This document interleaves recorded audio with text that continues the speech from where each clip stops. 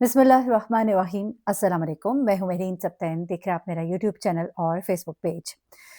किसी भी बच्चे का डॉक्टर बनना बहुत ही मुश्किल काम होता है। एक इंतहाई मुश्किल मरहला, एक ऐसी तवील जद्दोजहद जिसके बाद जब इंसान डॉक्टर बन के निकलता है तो उसके सामने ज़िंदगी की बहुत सी अपॉर्च्युनिटीज़ खुली होती हैं।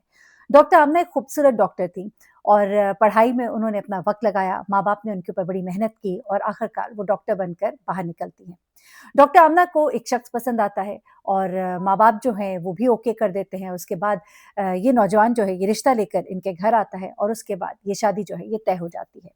शादी के वक़्त ये लड़का जो है ये दुबई में काम करता है और दुबई में काम करने के साथ वो इनके वालिदैन को ये यकीन दिलाता है कि मैं आमना को अपने साथ दुबई में रखूँगा क्योंकि इसकी वालिदा के बकौल इनके घर का माहौल कुछ इस तरह का था कि वो नहीं चाहता था कि आमना यहाँ पर रहे। ये सब बातें अपनी जगह है, लेकिन ऐसा क्या हुआ कि डॉक्टर आमना जिनका शीर-खार बच्चा है, 6 माह का बच्चा है जो माँ का दूध पीता है, वो बच्चा जो अभी इतना मासूम है, जिसकी एक-एक चीज़ को स्टरलाइज़ करके उसको देती है, जिसके खाने-पीने हर चीज़ का वो बहुत ज़्यादा ख़्याल रखती है, अपने बच्चे से बहुत मोहब्बत करती है, एक डॉक्टर है और हॉस्पिटल में हर वक़्त मुश्किल से मुश्किल पेशेंट्स को देखती है, इमरजेंसी सिचुएशंस को हैंडल करती है, उस डॉक्टर ने अपनी जान अपने ही हाथों से क्यों ले ली? ये सवाल उसकी वालिदा ने उठाया, उन्होंने कहा कि मेरी बेटी खुदकुशी नहीं कर सकती, मेरी बेटी को मारा गया है। मेरी बेटी एक मज़बूत असाब की लड़की थी, उसके साथ कुछ हुआ है उस घर में जिसको हमें नहीं बताया जा रहा।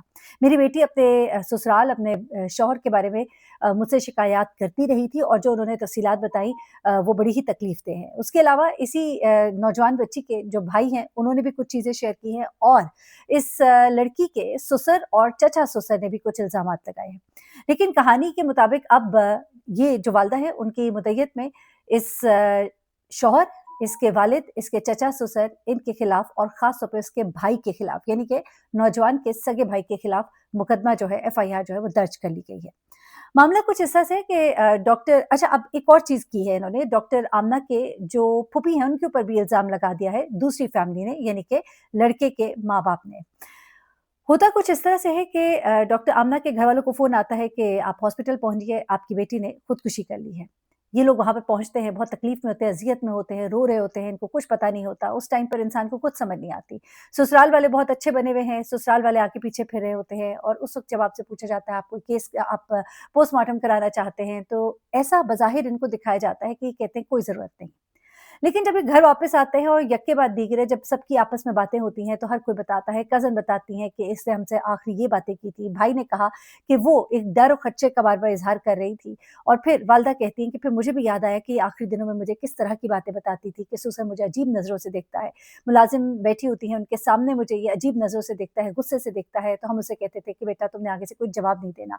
लेकिन हम बिटवीन द लाइन समझ नहीं सके कि वो क्या कह रही है। वो कह रही है कि ससुर मुझे घूरता रहता है, गुस्से से देखता है। फिर वो कहती हैं कि उसका जो देवर था वो बताती थी वो कहीं जाता ही नहीं, सारा दिन घर पे रहता है, घर के काम भी वही देखता है। इर्द-गिर्द मंडलाता रहता है, ये भी उसकी शिकायत में शामिल था। फिर उसके बाद जो अगली शिकायत उसने की थी वो यही थी कि मुझे इस घर में रहना बहुत मुश्किल हो रहा है। इसकी वालिदा ने कहा कि उसने कहा कि एक दफ़ा ससुर मुझे कहते हैं कि तुम घर से चली जाओ, मेरे कुछ मेहमान आ रहे हैं। तो वो कहती है कि मैं बाहर नहीं आती, मैं कमरे में रहूँगी, तो वो कहते हैं नहीं, तुम घर से चली जाओ। और उसके बाद वो कहती है बहुत ज़्यादा उन्होंने कहा और मैं नहीं जाना चाहती थी, फिर मेरी दोस्त आई है वो मुझे लेकर गई। ये बात उसने अपनी वालिदा को भी बताई और ये बात अब उसकी दोस्त ने दोबारा से उसकी वालिदा को याद दिलाई कि देखिए इस तरह भी उसके साथ होता रहा है। उसके बाद इसकी सास कहती हैं वालिदा कहती हैं इस लड़की की कि मेरी बेटी जो है वो 6 माह के लिए इसके साथ रही, दुबई गई शादी के बाद और 6 माह बाद वापस आई, प्रेग्नेंट थी, बच्चा यहीं पर हुआ, फिर ये दुबई से आया, फिर ये इसको ज़बरदस्ती लेकर गया, ये ससुराल में रही और कुछ ही अरसे के बाद हमने अपनी बेटी की मौत की खबर सुनी। इसकी वालिदा कहती है कि ये हमारी बेटी जो है, ये उस घर में कोई खुश नहीं थी। वो हर वक़्त मुझे बताती थी कि आज ये मसला है, मैं बहुत तंग हो रही हूँ, मैं बहुत तकलीफ़ में हूँ, मेरा शौहर जो है वो मेरे साथ सही नहीं है और बहुत सी चीज़ें जो है वो उसको बहुत तकलीफ़ देती थी, लेकिन उसके बावजूद वो अपने बच्चे और अपने घर को देखती थी, वो मज़बूत असाब की लड़की थी, ये उसकी वालिदा का कहना है। उनका ये भी कहना है कि इस लड़के ने शादी से पहले से कहा था कि मेरे घर के लोग अच्छे नहीं, मेरे घर के मामलात ठीक नहीं, इसलिए मैं तुम्हें इनसे अलग ही रखूँगा। लेकिन बाद में वो इसको इधर ले आया और ज़बरदस्ती उसको मजबूर किया कि उन्हीं के दरमियान रहे, जबकि वहाँ का माहौल जो है वो ठीक नहीं था। इसकी वालिदा ने ये भी इल्ज़ाम लगाया कि हमें उस वक़्त समझ नहीं आई थी कि हमारी बेटी के साथ क्या हुआ। लेकिन अब जब हम हालात वाक़यात देख रहे हैं, हम चाहते हैं दोबारा से पोस्टमार्टम हो और उन्होंने कहा कि मेरा दामाद और ससुर उसका और उसका भाई और उसका चचा-ससुर क्योंकि जिस वक़्त ये मामला हुआ तो सबसे पहले वहाँ पे चचा-ससुर पहुँचा उनके घर। अब चचा-ससुर जो है वो बेसिकली पुलिस में है और इनका इल्ज़ाम ये है कि ये पुलिस को बेसिकली अपने हाथ में खिलाया जा रहा है और ये कहने के बाद वो ये भी कहते हैं कि इसने ही हमें कुछ इस तरह से चीज़ें बताई कि हमें कुछ समझ ही नहीं आया। दूसरी तरफ चचा-ससुर से जब पूछा गया तो उसने ये कहा कि ये लोग जो है ये बहुत सी बातें आपको गलत बता रहे हैं, माँ-बेटे के दरमियान लड़ाई-झगड़े हैं। अच्छा, अब मुझे ऐसे लग रहा था सुनकर कि बेसिकली चचा-ससुर जो है वो अब इनके ऊपर इस तरह के इल्ज़ामात लगा के इनको बैक फुट पे करना चाह रहे हैं क्योंकि आम तौर पे ऐसा होता है कि जब भी इस तरह के इल्ज़ामात लगाए जाते हैं, तो दूसरी पार्टी इज़्ज़त के डर से खामोश हो जाती है। अब यहाँ पर कुछ ऐसा ही मामला दिखाई दे रहा है क्योंकि उन्होंने इसकी फूफी पे भी इल्ज़ामात लगा दिए।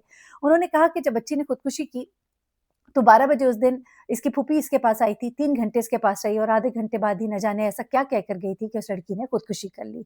ये इल्ज़ाम जो है ये चचा-ससुर ने लगाया, इस चीज़ को भी चेक करने की ज़रूरत है और जिस तरह वो समझते हैं कि उनको इसमें नॉमिनेट किया गया है तो ग़ालिबन उन्होंने भी लड़की की साइड की फैमिली से किसी रिश्तेदार को बीच में डालने की शायद कोशिश की हो सकता है ऐसा भी हो। उनका ये भी कहना है कि उस वक़्त इन्होंने पोस्टमार्टम कराने से भी इनकार कर दिया था और अब ये इस तरह से कर रहे हैं।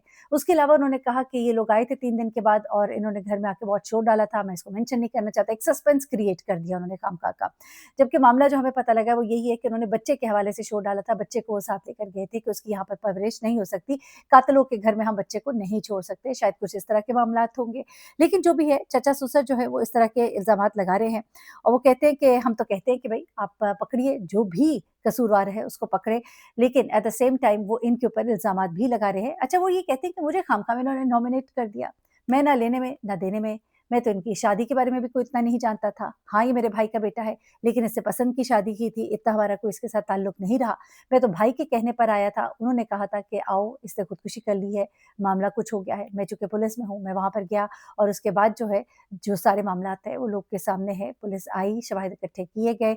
ये लोग पोस्टमार्टम नहीं कराना चाहते थे, लेकिन डॉक्टर्स ने इनिशियल पोस्टमार्टम किया है और उसमें ये कहा है कि खुदकुशी है।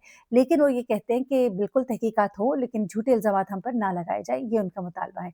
जबकि बच्ची की वालिदा ज़ाहिर-सी बात है तकलीफ़ में है, परेशानी में है, वो नहीं मानने को तैयार कि मेरी बेटी वो कहती है मेरी बेटी जो है अपने बच्चे से बहुत प्यार करती थी। एक माँ जिसका दूध पीता बच्चा हो, जो अपने बच्चे की एक-एक चीज़ को स्टरलाइज़ करती हो, उसके पानी उबाल कर देती हो, उसके कपड़ों को, हर चीज़ को जरासीम से पाक करती हो, अपने बच्चे को ऐसा लावारिस छोड़ के खुदकुशी कैसे कर सकती है?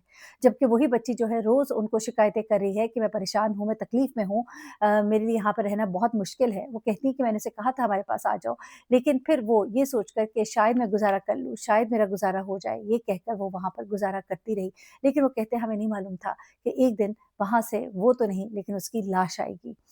उनका मुतालबा है, भाई का भी कहना है कि मेरे पास भी उसके कुछ वॉइस नोट्स हैं, कुछ चीज़ें हैं जो मैं पेश कर सकता हूँ, जिससे ये ज़ाहिर होता है कि वो घबराई हुई थी, वो परेशान थी, वो उस घर में कंफ़र्टेबल नहीं थी, ना उसके भाई से कंफ़र्टेबल थी, ना अपने ससुर से कंफ़र्टेबल थी, शौहर का रवैया भी अच्छा नहीं था और ऐसा लगता है कि उस लड़की को उस घर के अंदर मारा गया है, क्योंकि मेरी बहन जो है वो खुदकुशी नहीं कर सकती थी।